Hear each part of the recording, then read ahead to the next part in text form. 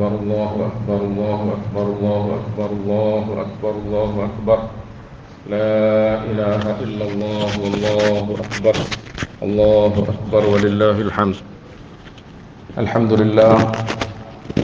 لله نحمده ونستعينه ونستغفره ونؤمن به ونتوكل عليه ونعوذ بالله من شرور أنفسنا ومن سيئات أعمالنا من يهده الله فلا مضل له ومن يضلله فلا هادي له ونشهد أن لا إله إلا الله وحده لا شريك له ونشهد أن محمدا عبده ورسوله صلى الله على سيدنا محمد وعلى آله وأصحابه وبارك وسلم تسليما كثيرا كثيرا. أما بعد فيا أيها الناس أوصيكم عباد الله ونفسي أولا بتقوى الله. الله أكبر الله أكبر الله أكبر لا إله إلا الله الله أكبر الله أكبر ولله الحمد. فأعوذ بالله من الشيطان الرجيم. بسم الله الرحمن الرحيم. يا أيها الذين آمنوا اتقوا الله حق تقاته ولا تموتن إلا وأنتم مسلمون. الله أكبر الله أكبر الله أكبر لا إله إلا الله الله أكبر الله أكبر ولله الحمد. അല്ലാഹു സുബ്ഹാനഹു വ തആല അവൻ്റെ അതിരട്ട അനുഗ്രഹത്തിൻ്റെ പേരിൽ ഈദുൽ അദ്ഹയുടെ പവിത്രമായ ഈ സുദിനത്തിൽ നമ്മളെയൊക്കെ അവൻ്റെ ഇബാദത്ത് ആരാധന നിർവഹിക്കുന്നതിന് വേണ്ടി പരസ്പര സ്നേഹ മുഹബ്ബത്തുകളൊക്കെ പങ്കുവെക്കുന്നതിനു വേണ്ടി ഈദ്ഗാഹിൽ ഒരുമിച്ച് കൂട്ടിയിരിക്കുകയാണ്. ഈദുൽ അദ്ഹ വലിയ പെരുന്നാളാണ്, ഹജ്ജ് പെരുന്നാൾ കൂടിയാണ്. ഇസ്ലാമിലെ അവസാനത്തെ കർമ്മമായ ഹജ്ജ് മുസ്ലിമീങ്ങൾ നിർവഹിക്കുന്നു എന്നതാണ് ഈ പെരുന്നാളുമായി ബന്ധപ്പെട്ട ഏറ്റവും പ്രധാനപ്പെട്ട വിശേഷം. അതുകൊണ്ട് തന്നെ ഹജ്ജ് കർമ്മത്തിലൂടെ ഒരു മനുഷ്യൻ്റെ ഇസ്ലാമിക ജീവിതം പൂർത്തീകരിക്കപ്പെടുന്നത് പോലെ ഹജ്ജ് പെരുന്നാൾ ആഘോഷിച്ച് തീരുമ്പോഴേക്കും അള്ളാഹുവിൻ്റെ അടിമ എന്ന നിലയിൽ നമ്മുടെ ഒക്കെ ഹൃദയങ്ങളിൽ അടിയുറച്ച തൗഹീദും ജീവിതങ്ങളിൽ അനുസരണയും പൂർണ്ണമായ നിലയിൽ കൈവരിക്കാൻ നമുക്ക് സാധിക്കും. രണ്ട് കാര്യങ്ങളാണ് അള്ളാഹു നമ്മോട് പ്രധാനമായും നിർദ്ദേശിച്ചിട്ടുള്ളത്. ഒന്ന് നമ്മളുടെ വിശ്വാസമാണ്, ഈമാനാണ്, തൗഹീദാണ്. മറ്റൊന്ന് അള്ളാഹുവിൻ്റെ കൽപ്പനകൾക്ക് മുമ്പിൽ വേറെ ഏതെങ്കിലും ഒരു ന്യായങ്ങളൊന്നും ഉന്നയിക്കാതെ അനുസരിക്കുക, കീഴൊതുങ്ങുക എന്നുള്ളതാണ്. മഹാനായ ഇബ്രാഹിം അലൈഹിസ്സലാത്തു വസ്സലാമയുടെയും കുടുംബത്തിൻ്റെയും ത്യാഗോജ്ജലമായ ജീവിതത്തെ അനുസ്മരിപ്പിച്ചുകൊണ്ട് ഈ രണ്ട് സംഗതികളെ അള്ളാഹു വലിയ പെരുന്നാളിലൂടെ നമ്മളിലും അന്വർത്ഥമാക്കാൻ ആഗ്രഹിക്കുകയാണ്. ഇബ്രാഹിം അലൈഹിസ്സലാത്തു വസ്സലാമയുടെ മില്ലത്ത് ഏറ്റവും പ്രധാനമായി നമുക്ക് കാണാൻ കഴിയുന്നത് ഈ രണ്ട് സംഗതികളാണ്. ഒന്ന് അള്ളാഹുവിലുള്ള അടിയുറച്ച വിശ്വാസവും തൗഹീദും. മറ്റൊന്ന് ഇദ് ഖാല ലഹു റബ്ബുഹു അസ്ലിം ഖാല അസ്ലംതു ലിറബ്ബിൽ ആലമീൻ. ഏത് സാഹചര്യത്തിൽ എപ്പോൾ എന്ത് അള്ളാഹുവിൻ്റെ ഭാഗത്തു നിന്നും കൽപ്പനയായി വന്നാൽ അതിൻ്റെ മുമ്പിൽ അക്ഷരം പ്രതി അനുസരണ സമർപ്പിക്കുക എന്നുള്ളതാണ്. ഈ രണ്ട് സംഗതികൾ നമ്മളിൽ സന്നിവേശിപ്പിക്കുവാൻ, നമ്മളിൽ അന്വർത്ഥമാക്കുവാൻ, നമ്മളിൽ സാധ്യമാക്കുവാനാണ് യഥാർത്ഥത്തിൽ നമ്മളെക്കൊണ്ട് അള്ളാഹു ഹജ്ജ് ചെയ്യിപ്പിക്കുന്നതും ഹജ്ജ് പെരുന്നാൾ ആഘോഷിക്കുന്നതും. ഹജ്ജ് ചെയ്യുന്നവരുടെ മഹാത്മ്യത്തെക്കുറിച്ചിട്ട് നമുക്കൊക്കെ പൊതുവെ അറിയാം, ഹാജിമാരുടെ മഹത്വം, അതിനുവേണ്ടിയുള്ള മെനക്കെട്, അതിനുവേണ്ടിയുള്ള അധ്വാനം. അതുകൊണ്ട് തന്നെ ആവേശത്തോടു കൂടി മുസ്ലിം സമുദായത്തിലെ ആണുങ്ങളും പെണ്ണുങ്ങളും ഹജ്ജിനെ ആഗ്രഹിക്കുന്നു, ഹജ്ജ് നിർവഹിക്കുന്നു. എന്നാൽ പ്രിയപ്പെട്ടവരെ, ഹജ്ജ് ചെയ്തവർക്ക് മാത്രമല്ല, ചെയ്യാൻ പോയവർക്ക് മാത്രമല്ല, ഹജ്ജിൻ്റെ ആ ആവേശത്തെ ജീവിതത്തിൽ ഉൾക്കൊള്ളണമെന്ന് ആഗ്രഹിച്ചുകൊണ്ട് അവരവരുടെ നാടുകളിൽ ഹജ്ജ് പെരുന്നാൾ ആഘോഷിക്കുന്നവർക്കും അതുമായി ബന്ധപ്പെട്ട അമലുകളൊക്കെ അള്ളാഹുവും അവൻ്റെ റസൂൽ സല്ലല്ലാഹു അലൈഹി വസല്ലമ തങ്ങളും പഠിപ്പിച്ചിട്ടുണ്ട്. അതുകൊണ്ടാണ് നമ്മൾ തൽബിയത്ത് പറയുന്ന ഹാജിമാരോട് ഐക്യദാർഢ്യം പ്രകടിപ്പിച്ചുകൊണ്ട് തക്ബീർ മുഴക്കുന്നത്. ഹജ്ജ് പെരുന്നാളിൻ്റെ ഏറ്റവും പ്രധാനപ്പെട്ട ഒരു സുന്നത്ത് ഇന്നലത്തെ അറഫാ ദിവസത്തിൻ്റെ സുബഹി നമസ്കാരം മുതൽക്ക് അയ്യാമുൽ തശ്രീഖിൻ്റെ അവസാനത്തെ അസ്ർ നമസ്കാരം വരെയും നമ്മൾ തക്ബീർ വർദ്ധിപ്പിക്കുന്നു എന്നുള്ളതാണ്. കാരണം മക്കത്തും മദീനത്തും മിനയിലും അറഫയിലും മുസ്ദലിഫയിലും ഒക്കെ ഹജ്ജ് എന്ന കർമ്മത്തെ അനുഷ്ഠിക്കാൻ വേണ്ടിയിട്ട് ഒരുമിച്ച് കൂടിയിരിക്കുന്ന ലക്ഷോപലക്ഷം മുസ്ലിമീങ്ങളായ സഹോദരി സഹോദരന്മാർ തൽബിയത്ത് വചനത്തിലൂടെ അള്ളാഹുവിൻ്റെ പ്രീതിയും തൃപ്തിയും കരസ്ഥമാക്കാൻ ശ്രമിക്കുന്നു. അള്ളാഹുവിൻ്റെ മുമ്പിൽ അനുസരണ പ്രകടിപ്പിക്കാൻ അവർ ശ്രമിക്കുന്നു. അതിനോട് ഐക്യദാർഢ്യം പ്രകടിപ്പിച്ചുകൊണ്ട് അയ്യാമു തശ്രീഖിൻ്റെ അസ്ര നമസ്കാരം വരെയും അവസാനത്തെ അസ്ര നമസ്കാരം വരെയും നമ്മൾ തക്ബീർ മുഴക്കും. അവർ അള്ളാഹുവിൻ്റെ പൊരുത്തത്തിന് വേണ്ടി ഇബ്രാഹിം അലൈഹി സ്വലാത്തു വസ്സലാമയുടെ സുന്നത്തിനെ ഹയാത്താക്കിക്കൊണ്ട് സ്വന്തം മകൻ്റെ കഴുത്തിൽ കത്തിവെച്ച ആ അനുസരണയെ ആവാഹിച്ചെടുക്കാനായി ആർജിച്ചെടുക്കാനായി അറവ് നടത്തുമ്പോൾ നമ്മൾ നമ്മുടെ നാടുകളിൽ അറവ് നടത്തും. ഈദുൽ അദ്ഹയുമായി ബന്ധപ്പെട്ട് റസൂലുള്ളാഹി സ്വല്ലല്ലാഹു അലൈഹി വസല്ലമ തങ്ങൾ ഇപ്രകാരം സഹാബത്തിനോട് പറഞ്ഞു, സഹാബാക്കളെ, ഇന്ന് ഈദുൽ അദ്ഹയാണ്, വലിയ പെരുന്നാൾ ദിവസമാണ്. അവ്വലു മാ നബ്ദഉ ഫീ യൗമിനാ ഹാദാ അൻ നുസല്ലിയ ثم نذهب അൻ നൻഹറ ഔ കമാ ഖാല സല്ലല്ലാഹു അലൈഹി. സഹാബാക്കളെ, ഇന്ന് വലിയ പെരുന്നാളിന്റെ ദിവസമാണ്. ഇന്ന് നമ്മൾ ആദ്യമായി ചെയ്യുന്ന അമല് ഈദ്ഗാഹുകളിലേക്ക് പോകും, പള്ളികളിലേക്ക് പോകും, എന്നിട്ട് ഈദ് നമസ്കരിക്കും. നബിതങ്ങൾ പറയുക, അതിനുശേഷം നമ്മൾ പോവുകയും അറവ് നടത്തുകയും ചെയ്യും. നബിതങ്ങൾ പറഞ്ഞു, ആരെങ്കിലും എൻ്റെ സുന്നത്തിനെ പിന്തുടർന്നുകൊണ്ട് ആദ്യം നമസ്കരിക്കുകയും പിന്നീട് അറവ് നടത്തുകയും ചെയ്താൽ അവൻ എൻ്റെ അനുയായിയായി, എന്നെപ്പോലെ ആകാൻ ആഗ്രഹിച്ചു. ഇനി അവന് അതിനു മുമ്പ് അറക്കുകയോ മറ്റോ ചെയ്തു പോയാൽ ഫഇന്നഹു ലഹ്മുൻ ഖദ്ദമഹു ലിഅഹ്ലിഹി, അത് വെറുതെ ഒരു ഇറച്ചി തൻ്റെ വീട്ടുകാർക്ക് വെച്ച് തിന്നാൻ വേണ്ടിയിട്ട് മുന്തിച്ചവനെ പോലെയാണ്.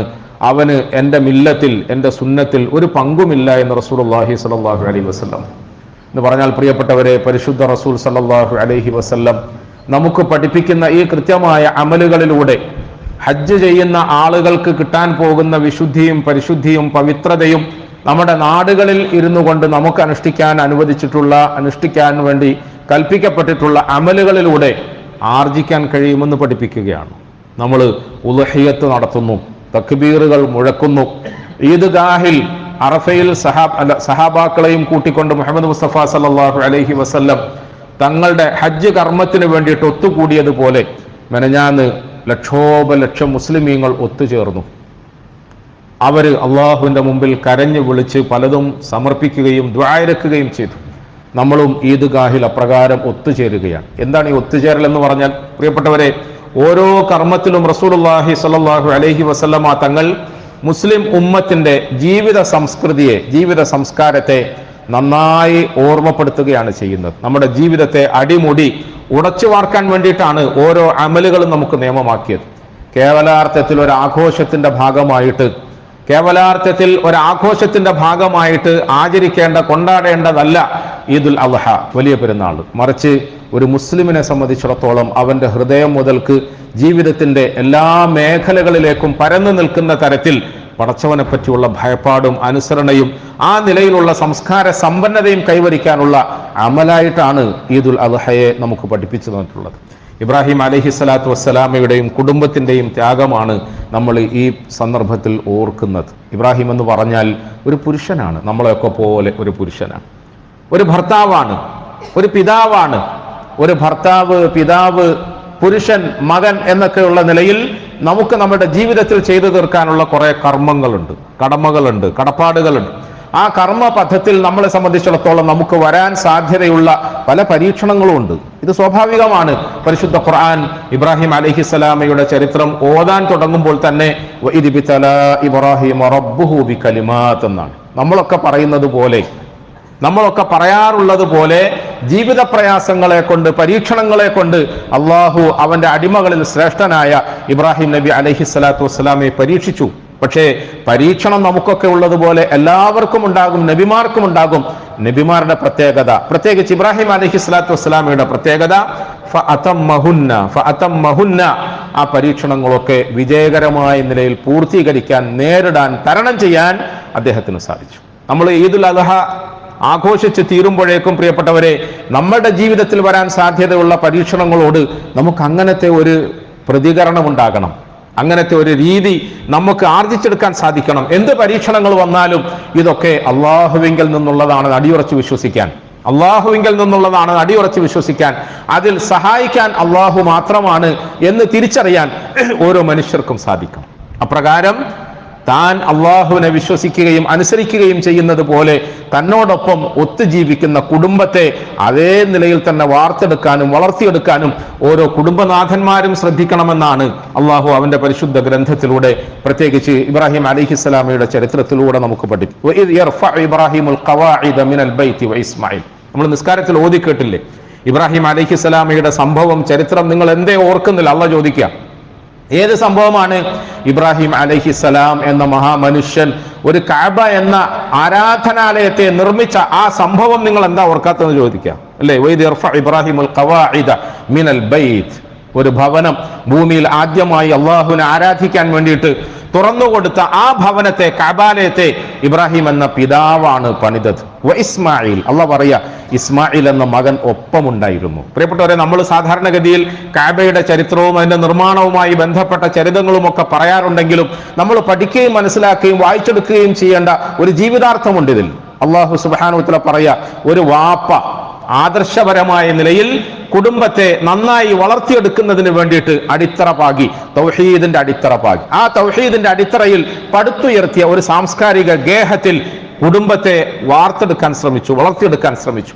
സാധാരണ ഞാനിങ്ങനെ പ്രസംഗിക്കുമ്പോൾ പറയാറുണ്ട്, കഅബ എന്ന് പറയുന്ന 4 ചുമരുള്ള ബാഹ്യ ദൃഷ്ടി കൊണ്ട് കാണാൻ കഴിയുന്ന ഒരു ഭവനത്തെ നമ്മൾ പുണ്യഗേഹം എന്ന് വിശേഷിപ്പിക്കുകയും ആ ഭവനത്തിന് ചുറ്റും നമ്മൾ തവാഫ് അനുഷ്ഠിക്കുകയും ഒക്കെ ചെയ്യുന്നു. എന്നാൽ ഇബ്രാഹിം അലൈഹിസ്സലാത്തു വസ്സലാമയുടെയും മകന്റെയും കുടുംബത്തിന്റെയും ത്യാഗോജ്ജലമായ ജീവിതത്തിലൂടെ ഭൂമിയിൽ അള്ളാഹു പണിതു വെച്ച ഒരു സാംസ്കാരിക ഗേഹമുണ്ട്. നമുക്ക് നമ്മുടെ ദൃഷ്ടി കൊണ്ട് കാണാൻ കഴിയാത്തൊരു സാംസ്കാരിക ദേഹം. അതാണ് നേരത്തെ പറഞ്ഞത്. അതിലാണ് തൗഹീദ്, അതിലാണ് അനുസരണ, അതിലാണ് സഹവർത്തിത്വം, സാഹോദര്യം, സ്നേഹം, മമത, പരസ്പരമുള്ള പെരുമാറ്റത്തിന്റെ അച്ചടക്കം, മര്യാദ, ഇതൊക്കെ അല്ലാഹു സുബ്ഹാനഹു വ തആല പടുത്തുയർത്തിയിട്ടുള്ളത്. അത് നമ്മൾ കാണുന്നില്ല.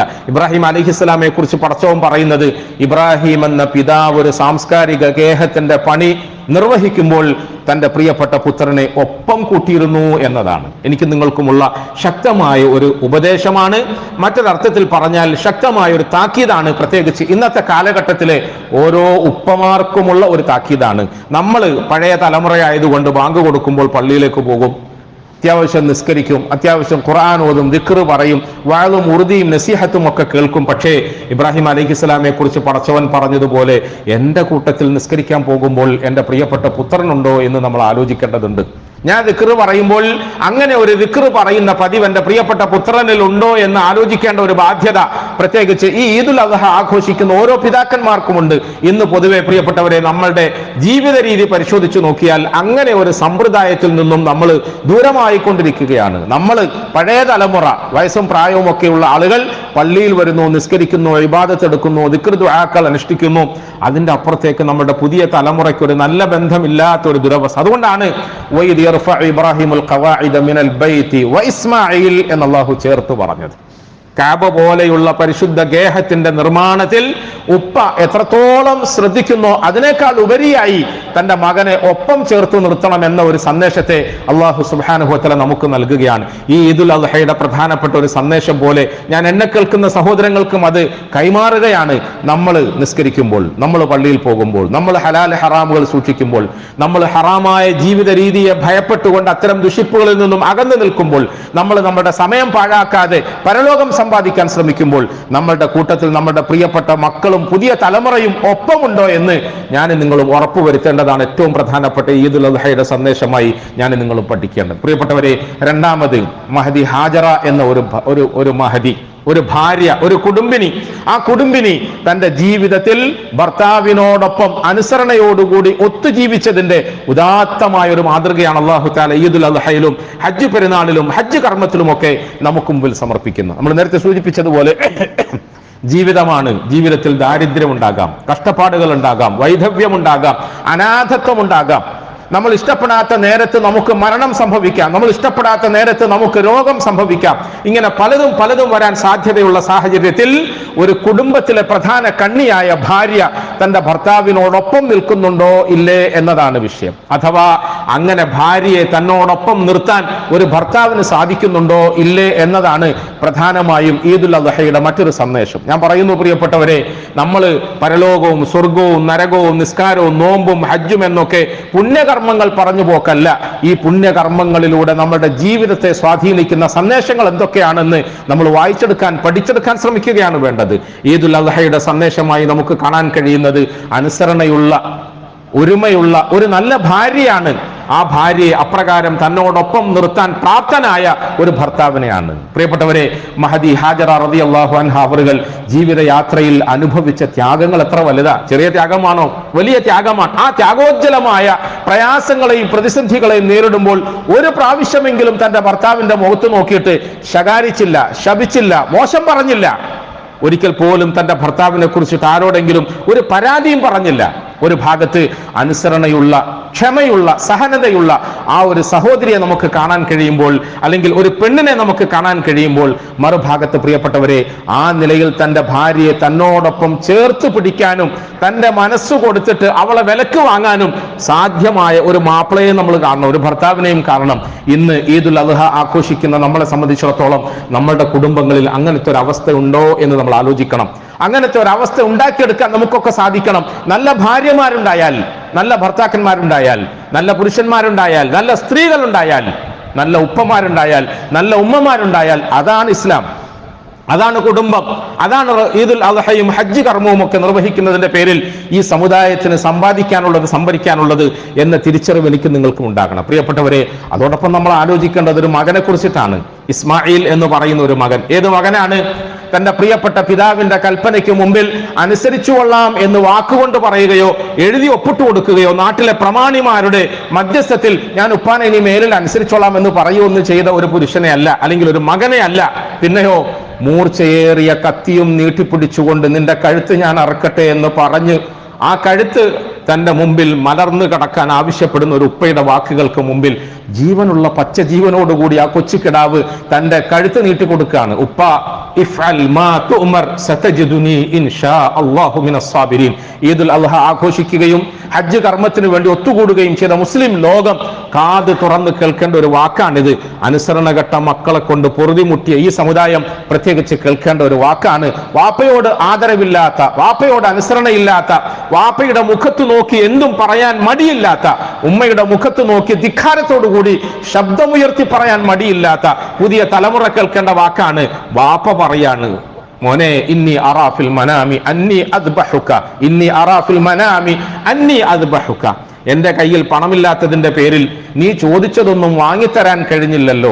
എന്റെ കയ്യിൽ പണമില്ലാത്തതിന്റെ പേരിൽ നിനക്കൊരു വാഹനം വാങ്ങിത്തരാൻ കഴിഞ്ഞില്ലല്ലോ. എന്റെ കയ്യിൽ പണമില്ലാത്തതിന്റെ പേരിൽ നിനക്ക് നിന്റെ ചങ്ങാതിമാരെ പോലെ കുത്തിക്കളിക്കാൻ ഒരു മൊബൈൽ വാങ്ങിത്തരാൻ കഴിഞ്ഞില്ലല്ലോ. അങ്ങനെ ഒന്നും കഴിഞ്ഞില്ലല്ലോ എന്ന് അവത പറയുകയല്ല പ്രിയപ്പെട്ടവരെ. കുറച്ചുകൂടി കടന്ന കൈ എന്ന നിലയിൽ ഞാൻ ഒരു സ്വപ്നം കണ്ടു, മോനെ, നിന്നെ അറുക്കണമെന്നാണ് എന്നോട് എന്റെ റബ്ബ് കൽപ്പിക്കുന്നത്. എന്താ നിന്റെ അഭിപ്രായം എന്ന് ചോദിക്കുക. പ്രിയപ്പെട്ടവരെ, നിന്നെ അറുക്കണമെന്ന് പറയുന്ന ഒരു വാപ്പയുടെ അഭിപ്രായാന്വേഷണത്തിന്റെ മുമ്പിൽ ഇഫ്അൽ മാ തുഅ്മർ, ഒരു ആലോചനയുമില്ലാതെ, ശങ്കിച്ചു നിൽക്കാതെ, എന്തെങ്കിലും ഒന്ന് ആലോചിച്ചിട്ട് ഞാൻ നാളെ ഉമ്മാനോട് ചോദിച്ചിട്ട് പറയാം, ചങ്ങാതിമാരോട് ചോദിച്ചിട്ട് പറയാം എന്നൊന്നുമല്ല.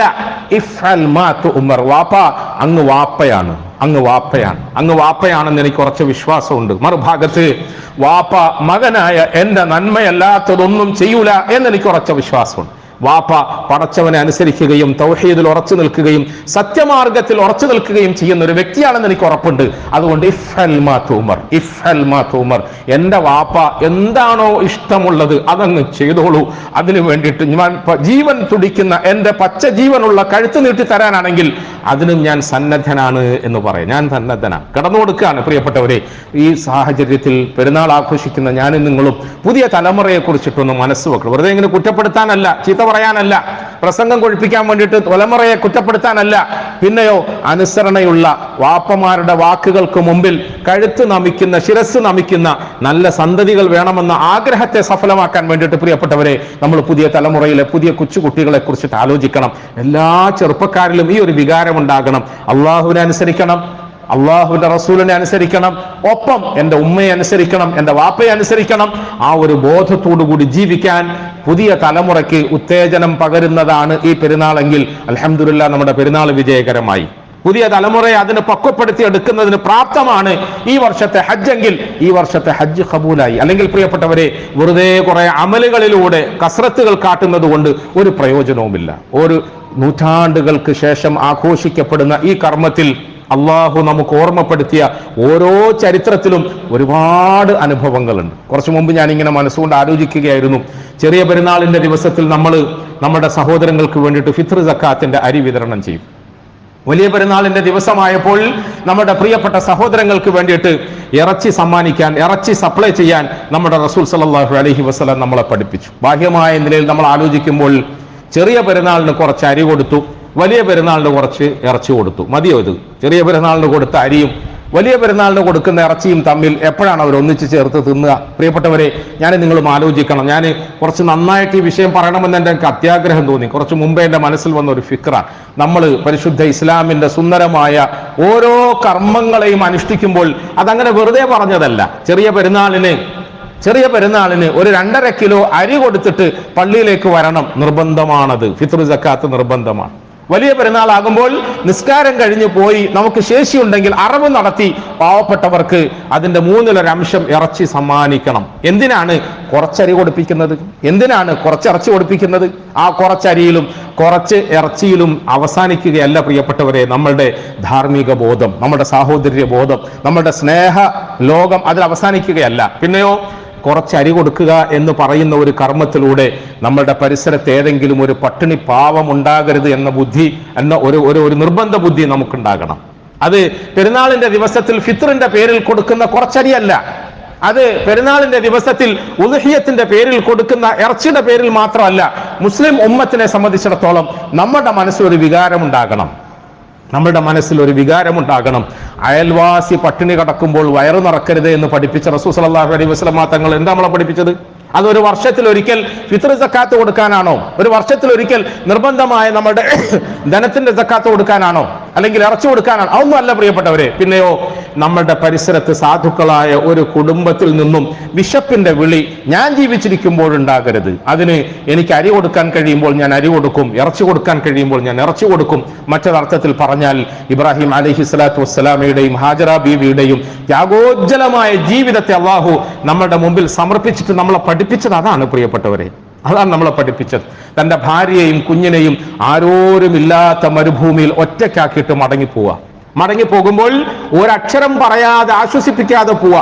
അതിന്റെ പേരിൽ ഭർത്താവിനെ കുറ്റപ്പെടുത്താതെ അള്ളാഹുവാണ് നിങ്ങളോട് കൽപ്പിച്ചതെങ്കിൽ ആ അള്ളാഹു ഞങ്ങളെ സംരക്ഷിച്ചോളൂ എന്ന് വിശ്വസിച്ചുകൊണ്ട് ആ മരുഭൂമിയിൽ ഒറ്റയ്ക്ക് താമസിക്കുന്ന അവരെ സംബന്ധിച്ചിടത്തോളം തനിക്ക് കുടിക്കാൻ ഒരു തുള്ളി വെള്ളമില്ല, ഈ കുഞ്ഞിന് കൊടുക്കാൻ ഒരു തുള്ളി വെള്ളമില്ല, ഒരു തുള്ളി വെള്ളം പോലും കുടിക്കാനില്ലാത്തടത്താണോ നിങ്ങൾ ഞങ്ങളെ ഇട്ടിട്ട് പോകുന്നത്? എന്നിട്ട് അതിനെക്കുറിച്ച് ദീനാ പടച്ചോടാന്നൊക്കെ പറയാണോ എന്നൊന്നും അവർ പറഞ്ഞില്ല. അള്ളാഹു ഞങ്ങളെ സംരക്ഷിച്ചോളും എന്ന് വിശ്വസിച്ചുകൊണ്ട് പ്രിയപ്പെട്ടവരെ, ഹാജറ എന്ന ഒരു പെൺകൊടി തന്റെ പ്രിയപ്പെട്ട കുഞ്ഞിനെ മരുഭൂമിയിൽ മലർത്തി കടത്തിയിട്ട് ഒരു കുന്നിന്റെ മുകളിലേക്ക് ഓടിക്കേറി. സഫ എന്നാണ് ആ കുന്നിന്റെ പേര്. മർവയിലേക്ക് പാഞ്ഞു. എന്തിനാണെന്നറിയോ? ഒരു തുള്ളി വെള്ളത്തിന് വേണ്ടി. ഞാൻ നിങ്ങളും ആലോചിക്കണം, എന്തിനാണ് പടച്ചവൻ സഫയിലും മർവയിലും അങ്ങോട്ടും ഇങ്ങോട്ടും ഓടുന്ന പ്രിയപ്പെട്ട ഹാജറയുടെ ആ കർമ്മത്തെ ഓർമ്മയിൽ നിലനിർത്തുന്നതിന് വേണ്ടി ഇന്നും ഹജ്ജിന് വേണ്ടി പോകുന്ന, ഉംറയ്ക്ക് വേണ്ടി പോകുന്ന നമ്മളെല്ലാവരും ഓടുകയാണ് സഫയിലേക്കും മർവയിലേക്കും. എന്തിനാണ് സഫയിലേക്കും മർവയിലേക്കും ഓടുന്നത്?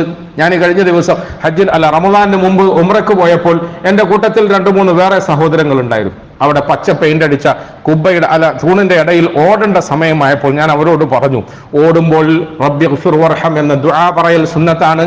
ഖിബലയ്ക്ക് നേരെ, കഅബയ്ക്ക് നേരെ നോക്കൽ സുന്നത്താണ്. കഅബയ്ക്ക് നേരെ നോക്കിക്കൊണ്ട് ഓടണം. അപ്പൊ സ്വാഭാവികമായും അവർ വിചാരിച്ചു കഅബയെ നോക്കുന്നതിന് കൂലിയുണ്ടല്ലോ, കഅബയെ നോക്കുന്നതിന് കൂലിയുണ്ട്. പ്രിയപ്പെട്ടവരെ, ഞാൻ അവരോട് പറഞ്ഞു, കഅബയെ നോക്കി കൂലി സംഭരിക്കാൻ വേണ്ടിയിട്ടല്ല കഅബയുടെ നേരെ നോക്കാൻ പടച്ചവന്റെ റസൂൽ നമ്മളെ പഠിപ്പിച്ചത്. പിന്നെ എന്തിനാണെന്നറിയോ?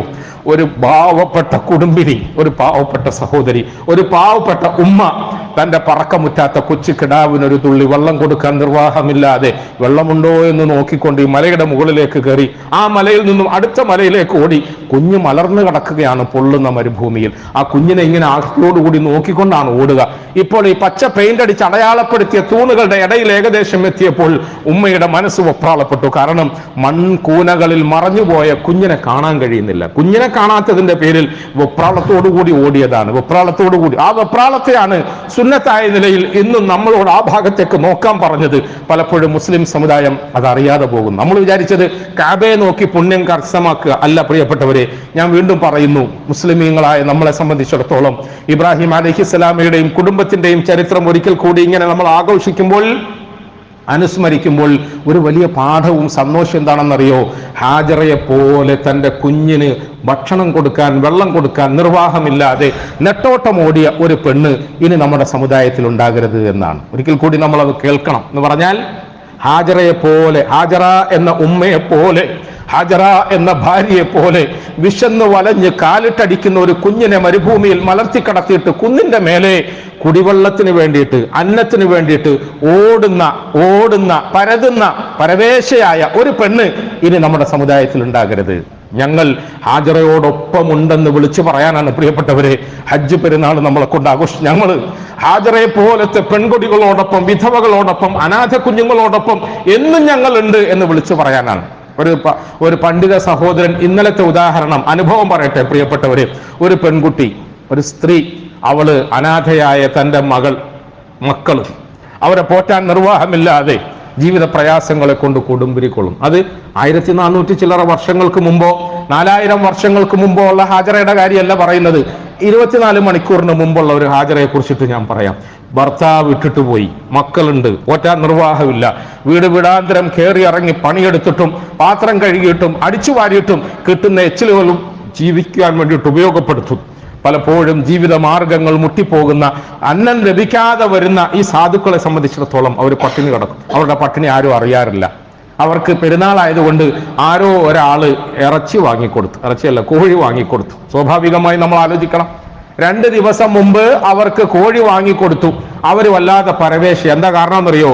2 ദിവസം കഴിഞ്ഞല്ലേ പെരുന്നാള്. ആ 2 ദിവസം വരെ ഈ കോഴി ഞാൻ എവിടെയാ സൂക്ഷിക്കാൻ ഫ്രിഡ്ജില്ല.